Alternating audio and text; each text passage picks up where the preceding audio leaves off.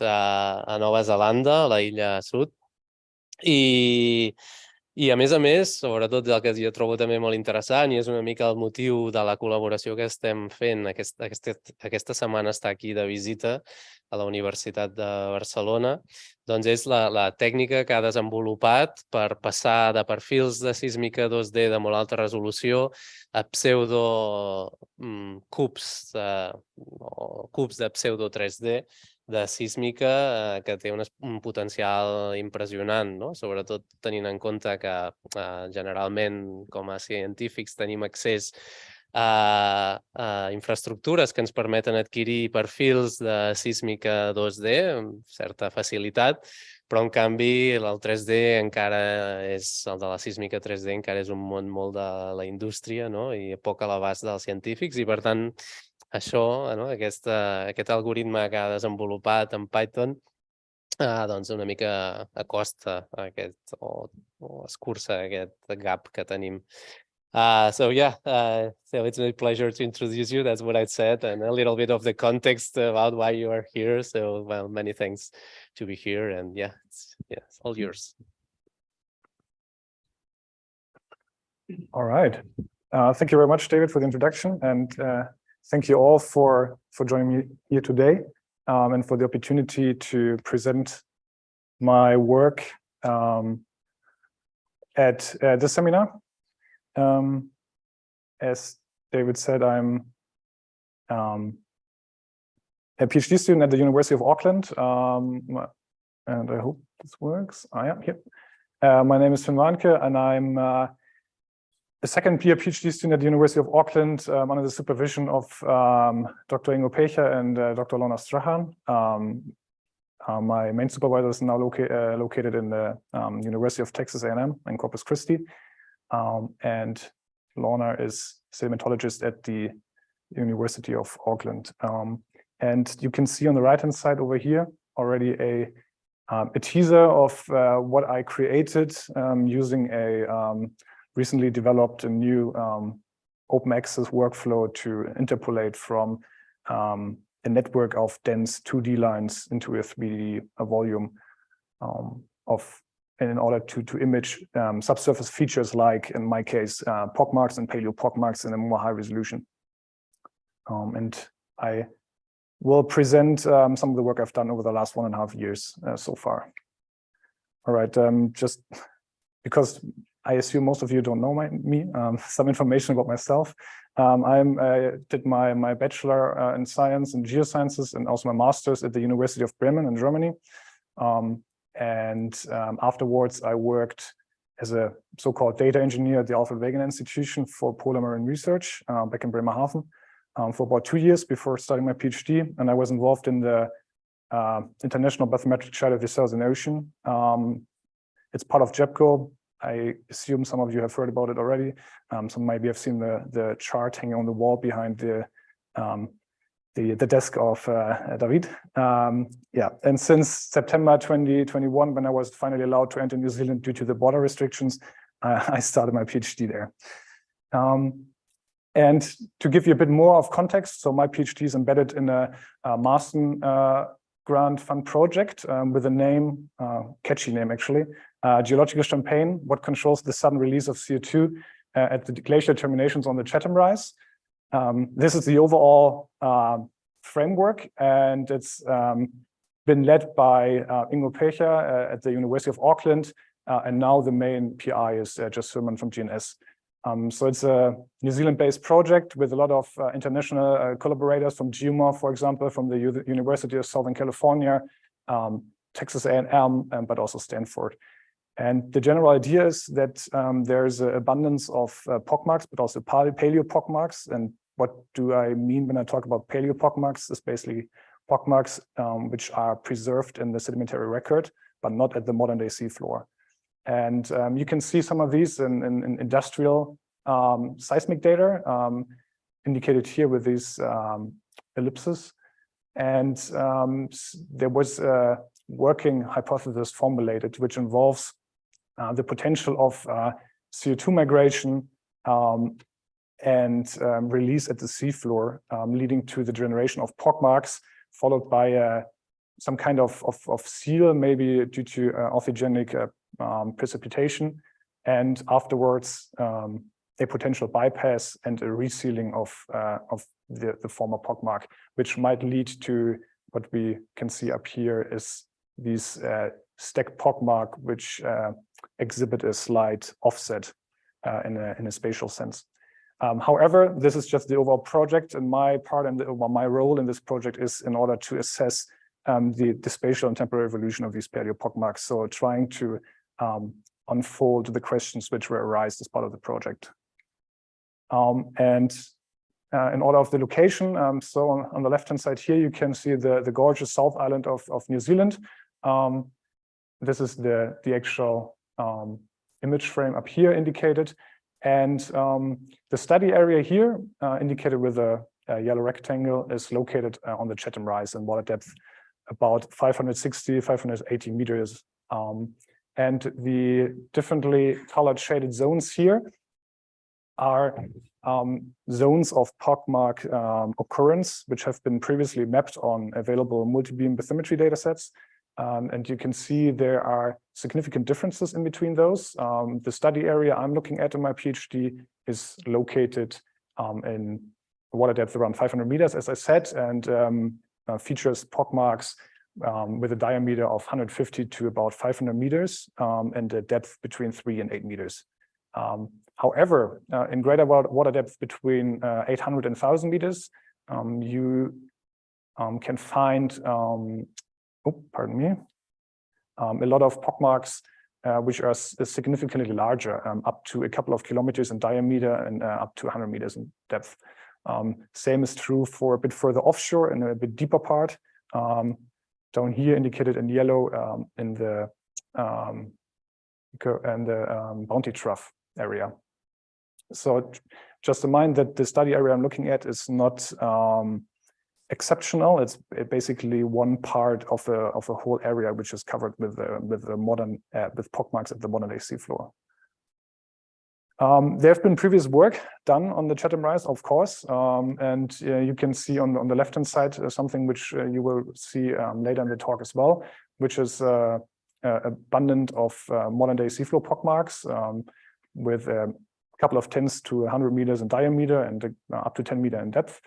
However, further to the east, there have been studies published which feature these large-scale seafloor depressions or pockmarks, which are up to 100 meters in depth, as I mentioned earlier. And the whole area is part of a more or less dynamic oceanographic system. So the most important agents here are the Southland Current, which is coming from the south, traveling at the east coast, along the east coast of the South Island, and then branching and overflowing the Chatham Rise, which is a topographic height, and acting as a barrier for northward flowing currents.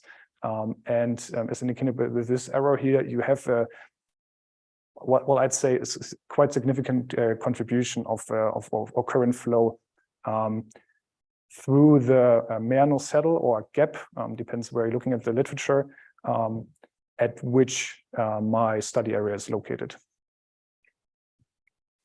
All right, so zooming a bit in, on the right-hand side, you see a map of my study area, and on the first glance, you can see numerous depressions at the seafloor, which we label pockmarks here. And what you can see as well is that we have an extensive coverage of multi-beam bathymetry data, but as well indicated with these black lines here, a dense network of 2D subbottom profiler lines.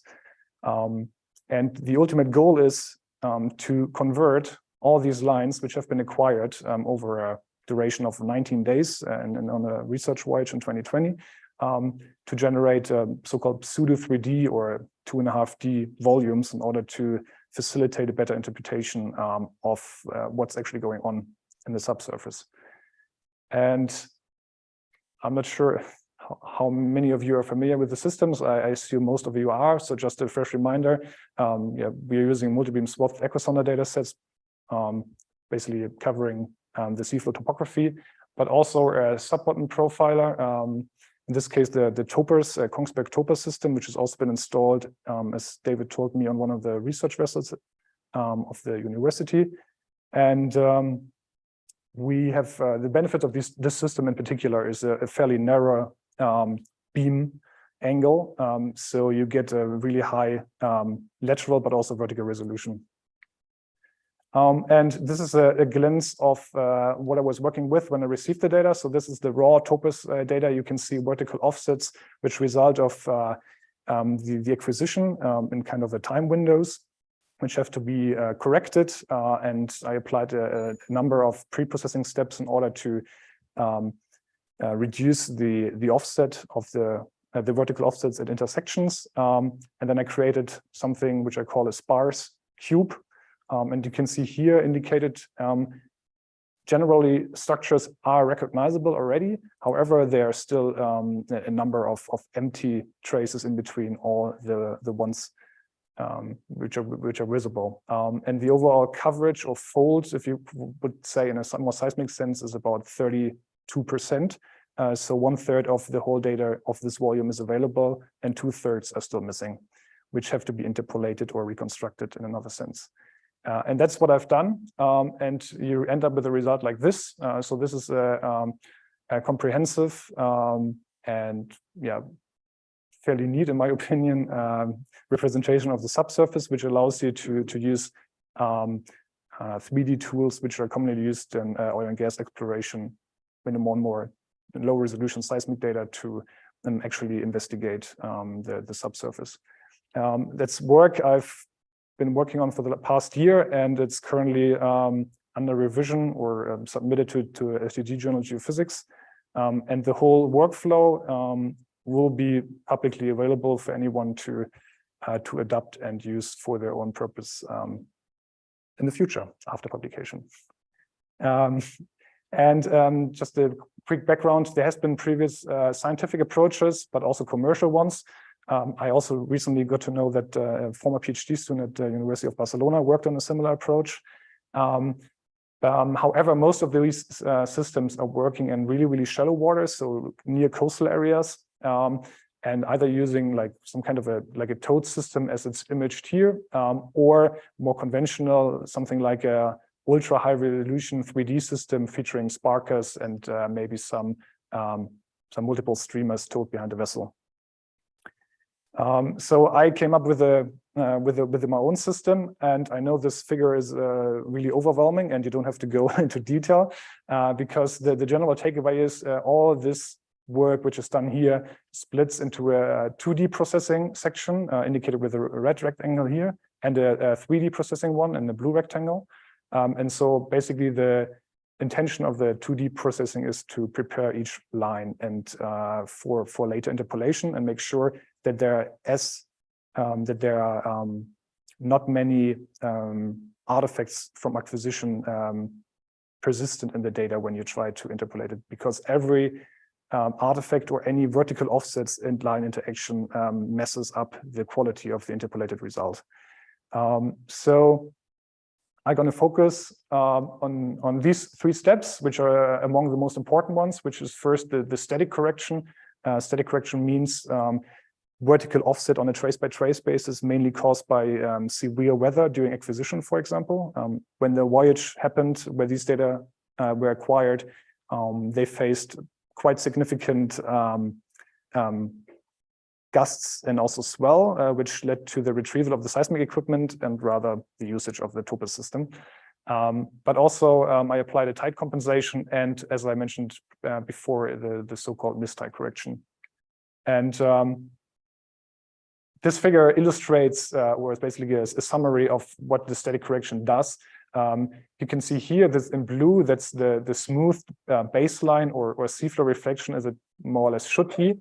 And in gray in the background, you can see here the one which is actually automatically detected from the raw data illustrated on the left-hand side. And you can see here that's kind of a messy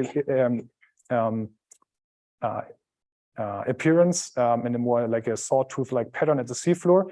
And after you subtract the residuals indicated down here, you end up with a much smoother seafloor reflection, which enables better interpretation of the seismic and acoustic data in the end.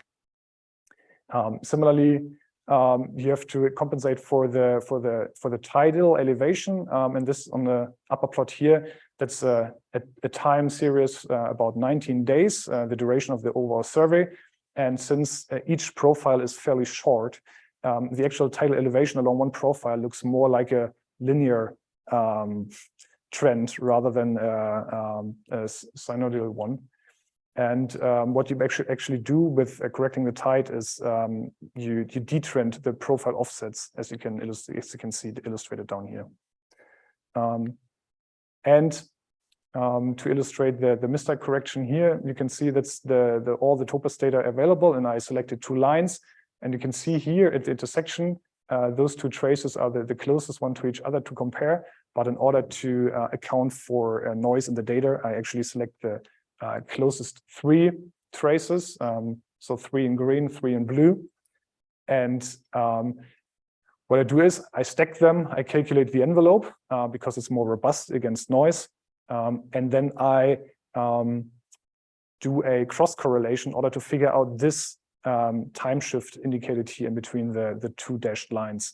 The time shift in this example is about 8 samples or a fraction of a millisecond.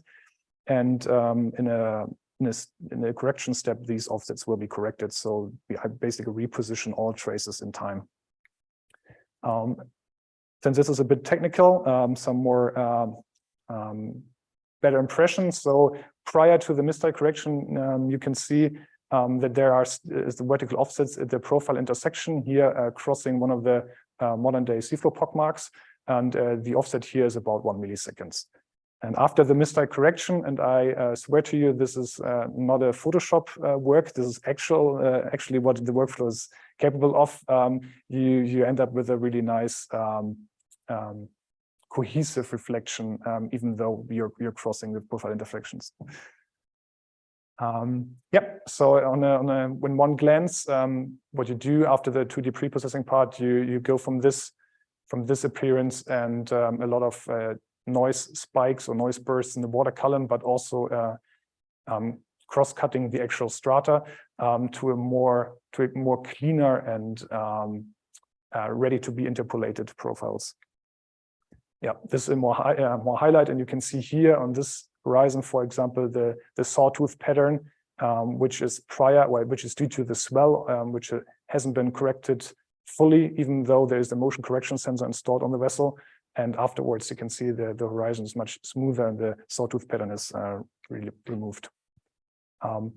If you look at this spatially, on the left-hand side, you see the data after the static correction, and indicated with the black arrows here, you can still see some lines which are significantly shifted in the time domain, upwards or downwards, and result in these stripes visible here, which already gets better when you apply a tide compensation, but much, much better and not noticeable anymore when you apply the mistide correction. So this is just an indication that the whole preprocessing actually has some sense and it does work, and you end up with a data set which is ready to be interpolated. And for the binning, again, a bit more technical, what I basically do is I locate every trace from every profile which is within a defined bin, in this case 5 by 5 meters. I use them and I stack the data, assign it to the center position of the bin, which is commonly done in multi-channel seismic, as anyone is familiar with that. And you end up with a map which is looking like this. So all the white areas are the empty bins, so there's no data available, which needs to be interpolated, and all the darker it gets, the more input traces are within one of these bins. Technical again, I don't want to bother you with all the details, but this is the general interpolation workflow I used. It's so-called POCS, or projection onto convex sets. That's a more cryptic name. You don't have to remember that. What you have to remember is that is an iterative approach. So what you do is basically you take your sparse 3D data, you do a Fourier transform from time to frequency, and then what you do is you take each frequency slice and you apply an iterative approach in order to reconstruct the data. And you do that by, again, performing a 2D Fourier transform. You apply a threshold and then you do the inverse transform. And what it does is basically in the first pass, it generates a really low pass filtered version where only the more coarser structures are preserved. And with each iteration step, you add more and more detail until you end up with the presumably real representation of the subsurface. And you're not only doing this for one frequency slice, you're doing it for all of them. And in order not to wait for a day or two until the computer's finished, I implemented this in parallel. So utilizing every core on the computer. So it's actually done fairly rapidly with my data and the computer I have at university, which is a standard desktop machine. I only have to wait for, I think, 15 minutes now when it's done. But it would also work on my laptop, which I've done previously, but then takes like 40 minutes because it's not as powerful. Yeah, that's just an illustration. We don't have to go into detail. There are different approaches you can use. You can use a hard threshold you apply. So you just take every data above a certain threshold. There's a soft version of it. And more importantly, there are different approaches how to adjust the threshold over time or over iteration. There's a linear one, which is the most simple one. So you start with a fairly high threshold. So only the highest coefficients in the Fourier domain gets preserved. And then you just reduce it over time until you basically, with iteration, you add more and more detail. However, you reach a much faster convergence of the algorithm and those much shorter runtimes if you use an exponential one, which is what I did. Again, really technical. Going a bit more into the interpretation part of this. And you can see here the multi-beam bathymetry grid in 10 by 10 meter, which have been acquired over the area. And already on the first glance, you can see there is a lot going on. So on the right-hand side of the map, so the eastern part, a bit further up slope is indicated by the shading of the bathymetry. You see these fairly roundish elliptical seafloor depressions, which exhibit a depth of about 10 meter and often occur in these remarkable pairs of two pockmarks, one of which is offset to the northeast. And if you may ask why that is, that's a good question, which I wanted to answer in the future, but I don't have any answer to yet. On the other hand, if you go a bit further to the west, and just to remind you, that's not much. That's basically 2 kilometers, not even in some parts. You can see a much more complex pattern of these seafloor depressions. And if you look closer, you might think that they actually have been not connected previously, but for some reason or some process overprinted the actual shape and generated a more complex appearance, which I would like to call birdfoot, because that's the first impression I had when I was looking at the bathymetry. And these are also slightly shallower than the ones we can see on the eastern side. And to the west of these more complex seafloor depressions, you actually can't see any seafloor depressions or pockmarks, except some really isolated smaller ones. But this is a pattern which is consistent. If you would zoom out and look further to the west into the Merno saddle or gap, in the central part of the saddle, there is basically no pockmark at the modern day seafloor. And based on the topaz information we have in that area and some profiles running across it, there are also not many, if at all, paleo-pockmarks. So there is some kind of a potentially structural control which is preventing the pockmarks from being formed in this more western part of the area. Also something which I will investigate in the future, or I'm currently working on, but I have no conclusive answer to yet. Exactly. So to just sum this up, so we have only isolated pockmarks on the left-hand side. We have a narrow band of more complex pockmarks and what I would call normal pockmarks with some satellites offset to the northeast, which is already in itself really interesting and remarkable. And if you then add the information you actually gain from looking at the 3D or pseudo 3D topaz data, it gets even more interesting. So what you can see here on the right-hand side is that we have a depression on the seafloor, and we also have a smaller one over here on the right-hand side, and we have some high amplitude reflection patches just below the modern-day seafloor depression.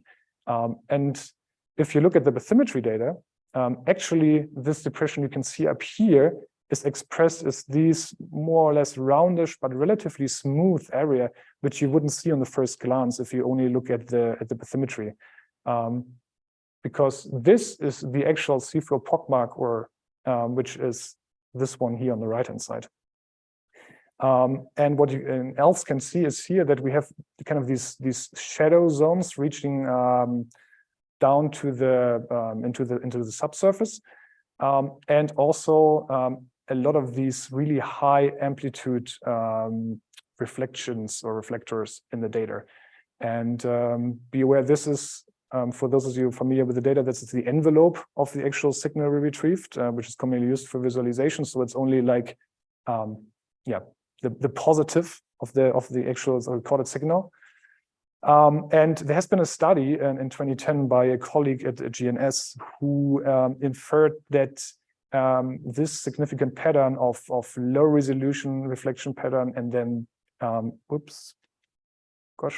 then high resolution reflection is actually caused by recurring changes from soft, more calcareous sediments to more compacted terraneous muds, which might be caused by an influx of more terraneous sediments during glacials when the water level was dramatically lower than in modern days, and also the coastline and the shelf was much closer to the location of the study area.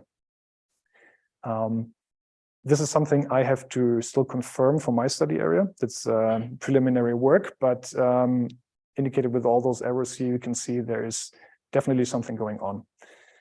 Also, the question arises, what causes this high amplitude infill patterns here? It could be following the theory of more terraneous mud. It could be just accumulation of these. It could be more coarse sediment infill, which is yet to be determined. And yeah, this is some preliminary interpretation. You can see it in red, these shadow zones here. You don't necessarily know what's going on underneath. And this is not an effect of the 3D interpolation. That's actually also the best quality you can get if you look at the 2D profiles. What is already kind of striking is that you have kind of an accumulation of some pockmarks following the rim or the outer outline of this relatively roundish seafloor depression here. And we will come back to this if we look at another one of these seafloor depressions. So what you can see here is two seafloor depressions, one up here and one further to the right. And I indicated these with the black arrows up here. So this is the northern or left one, and this is the one further down. And if you then look close to the seafloor, you can see that this would indicate another depression, which is now buried in the subsurface.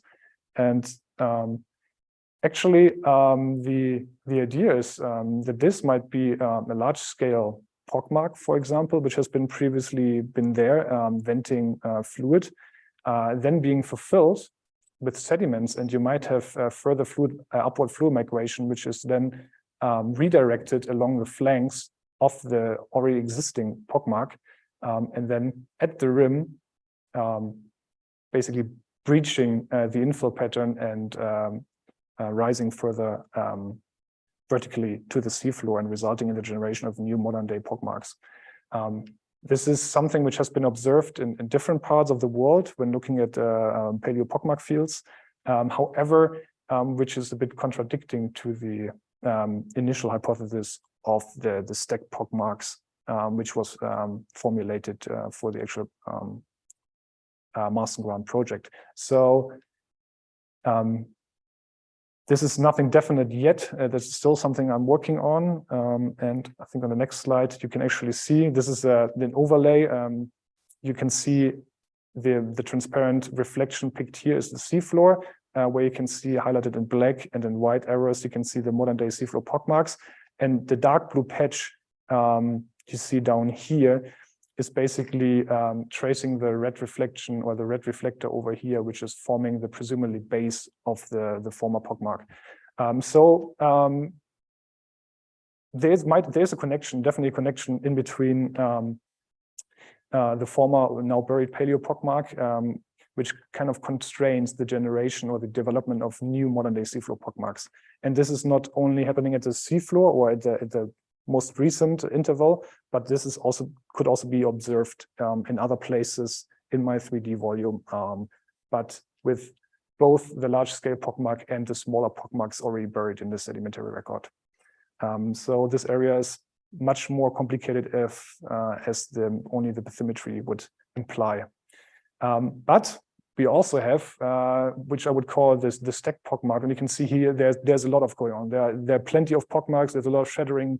There are a lot of layers, and I want to draw your attention to the central part, where you can see again a high amplitude infill patch over here. You can see just underneath the seafloor, modern-day seafloor pockmarks, and you can see some presumable layers of former pockmarks. Oh, pardon me. Which can be traced down to here, which is about 40, 50 milliseconds beneath the modern-day seafloor. So what might this indicate? There might be a structural constraint. There might be polygonal faults, which aren't resolved in the pseudo 3D topos volume because the penetration is not high enough. However, there's also 2D and hopefully in the future also 3D seismic data available in the area where you can actually see there is a sedimentary sequence of featuring or hosting polygonal faults as well. And yeah, so the bottom line or the take-home message here is there's a lot of going on there. There are significant differences looking only at the modern-day seafloor pockmarks, which can be also be transferred to what we actually can see in the subsurface. And that's something I'm going to spend on many, many weeks in the future in order to detect and pick all the seafloor pockmarks in order to come up with a more in-depth analysis of what is going on and hopefully reasonable spatial temporal evolution of this particular study field, which will then lead to further investigations in other parts on the Chatham Rise.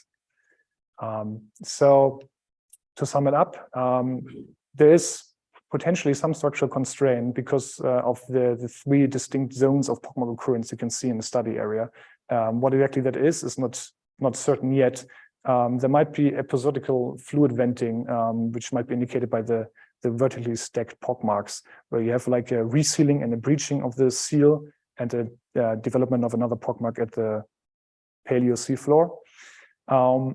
And questions which arise are what might be the fluid source, what are actually the migration pathways, and talking about the ominous polygonal faults, what is actually going on with that. And that's the reason why I will using, in addition to the topos data set, some seismic data set which has been acquired in concurrence with the topos data. So featuring,